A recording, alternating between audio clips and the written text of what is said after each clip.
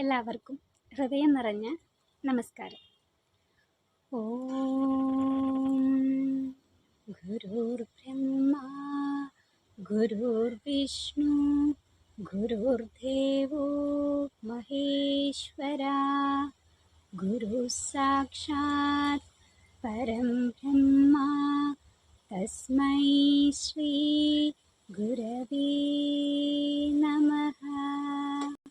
കേരളത്തിൻ്റെ മണ്ണിൽ ഉദയം ചെയ്ത് ഭാരതത്തിലാകമാനം പ്രകാശം പരത്തിയ ഭഗവാൻ ശ്രീനാരായണ ഗുരുദേവൻ സാധാരണക്കാരിൽ സാധാരണക്കാരായവർക്ക് ഹിന്ദുധർമ്മം, സനാതനധർമ്മം, മാനവിക സംസ്കാരം എന്നിവ തൻ്റെ 63ഓളം വരുന്ന കൃതികളിലൂടെയും പ്രഭാഷണങ്ങളിലൂടെയും പ്രതിഷ്ഠകളിലൂടെയും മാനവരാശിയിലേക്ക് പുത്തൻ വെളിച്ചമേകിയ മഹാൻ. അടിച്ചമർത്തപ്പെട്ട ഒരു ജനസമൂഹത്തിന് പുത്തൻ വെളിച്ചമേകാൻ മഹാഗുരു അരുവിപ്പുറം പ്രതിഷ്ഠ നടത്തിയത് ഒരു മഹാവിപ്ലവം തന്നെയായിരുന്നു. ഒരു ശിലയുടെ മേൽ മറ്റൊരു ശിലാഖണ്ഡം എടുത്തു വെച്ച് ഗുരു നടത്തിയ പ്രതിഷ്ഠ ഒരു മഹാവിപ്ലവം തന്നെയായിരുന്നു. സാധാരണ ജനതയ്ക്കും അമ്പലത്തിൽ കയറാനും പൂജിക്കാനും ഉള്ള സ്വാതന്ത്ര്യമുണ്ട് എന്നും എല്ലാ മനുഷ്യരും ഒന്നാണ് എന്ന സത്യം ലോക ജനതയ്ക്ക് സമ്മാനിച്ച മഹാഗുരു. അറിവും ഗുരു, അറിഞ്ഞതും ഗുരു, അറിവാനുള്ളതും ഗുരു തന്നെ എന്ന യാഥാർത്ഥ്യം ഇന്നത്തെ ജനത മനസ്സിലാക്കേണ്ടിയിരിക്കുന്നു. ഗുരു ദൈവമാണോ? ഇതൊരു മഹാചോദ്യം തന്നെയാണ്. ഇതിൻ്റെ ഉത്തരമാകട്ടെ അതിലാഴമേറിയതും.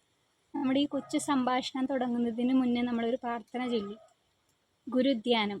ഓം ഗുരുർ ബ്രഹ്മ ഗുരുർ വിഷ്ണു ഗുരുർ ദേവോ മഹേശ്വര ഗുരു സാക്ഷാത് പരം ബ്രഹ്മ തസ്മൈ ശ്രീ ഗുരവേ നമ. ഗുരു യഥാർത്ഥത്തിൽ ആരാണ്? ഗുരു ബ്രഹ്മാവാണ്. അതായത് സൃഷ്ടിയുടെ രൂപത്തിൽ നിന്ന് നോക്കുമ്പോൾ ബ്രഹ്മാവും, അതായത് ഈ ഭൂമിയിലെ കാലചക്രത്തെ സൃഷ്ടി, സ്ഥിതി, സംഹാരം, ഒരുവൻ ജനിക്കുന്നു, അവനെ നിലനിർത്തുന്നു, അവനെ സംഹരിക്കുന്നു എന്നതെല്ലാം തുല്യം ഗുരു തന്നെയാണ്. അത് ഈശ്വരൻ എന്ന് പറയുന്ന ഈ സൃഷ്ടി, സ്ഥിതി, സംഹാരം എല്ലാം ഗുരു തന്നെയാണെന്ന് നമ്മൾ പറഞ്ഞു വെക്കുകയാണ് ഗുരുധ്യാനത്തിലൂടെ. അപ്പം അറിവിലൂടെ തിരിച്ചറിയുകയാണെങ്കിലാണ് ഗുരുവിനെ കണ്ടെത്തുകയുള്ളൂ. അല്ലാതെ നമ്മൾ ഗുരു സാധാ മടനാശാൻ്റെയും കുട്ടിയമ്മയുടെയും മകനായിട്ട് ജനിച്ച മനുഷ്യാവതാരിയായ എന്നൊക്കെ പറഞ്ഞു കഴിഞ്ഞാൽ ഗുരുവിനെ മനസ്സിലാക്കാൻ സാധിക്കില്ല. യഥാർത്ഥത്തിൽ ഗുരുവിനെ നേരായ മാർഗത്തിൽ, അതുകൊണ്ടാണ് ആശാൻ പറഞ്ഞു വയ്ക്കുന്നത് ആരായുകിൽ അന്ധത്വമൊഴിച്ചാതി മഹസിൽ നേരാം വഴി കാട്ടും ഗുരുവല്ലോ പരദൈവം.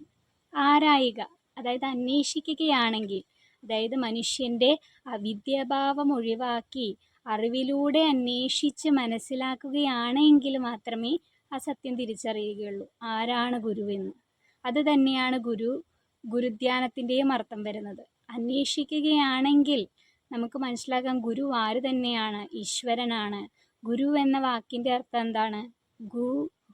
ഗു എന്ന് വച്ചാൽ ഇരുട്ട്, നിരോധിക്കുക. അപ്പോൾ ഇരുട്ടിനെ ഇല്ലാതെയാക്കി പ്രകാശം പരത്തുന്നത് എന്തോ അതാണ് ഗുരു.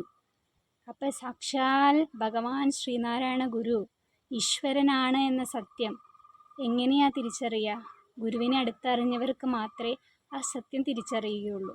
യുക്തി പറഞ്ഞു നടക്കുന്നവരുടെ മുന്നിൽ നമ്മളെ എത്ര വെളിച്ചമോതിയാലും അത് ഇരുട്ടായി തന്നെ മാറുകയുള്ളൂ. അതുകൊണ്ടാണ് ഗുരു പറയുന്നത്, ആത്മോപദേശ ശതകത്തിൽ പറയുന്നുണ്ട്, പലവിധ യുക്തി പറഞ്ഞു പാമരന്മാർ അലവതു കണ്ട് അലയാതെ അമർന്നിടേണമെന്ന്.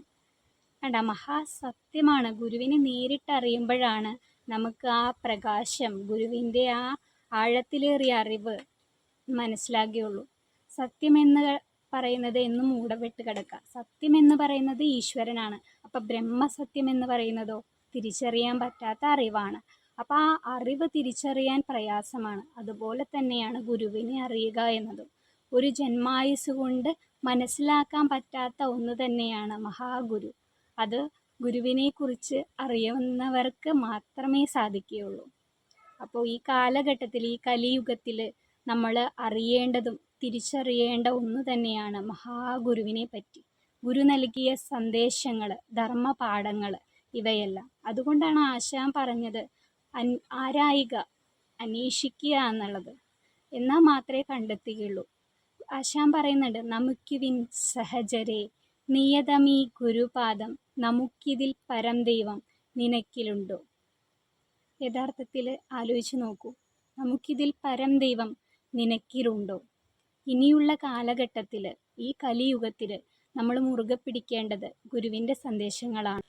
ഇനിയുള്ള കാലഘട്ടം ഗുരുവിലൂടെ ഉയരട്ടെ എന്ന് പ്രാർത്ഥിച്ചുകൊണ്ടും, ഇനിയുള്ള കാലം ലോകം മുഴുവൻ പുനർസൃഷ്ടിക്കാൻ ഗുരു സന്ദേശങ്ങളിലൂടെ ആയിരിക്കട്ടെ എന്ന് ആശംസിച്ചുകൊണ്ട് നിർത്തുന്നു. നന്ദി.